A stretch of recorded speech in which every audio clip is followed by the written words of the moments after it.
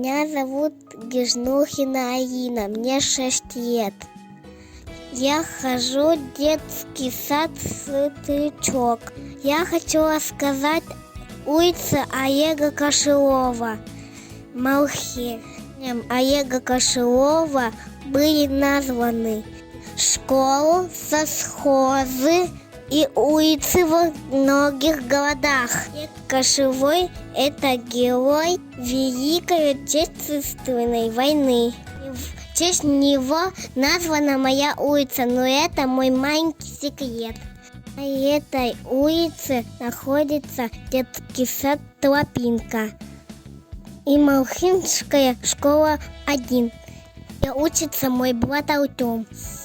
Хотя моя улица и маленькая, очень родная и уютная.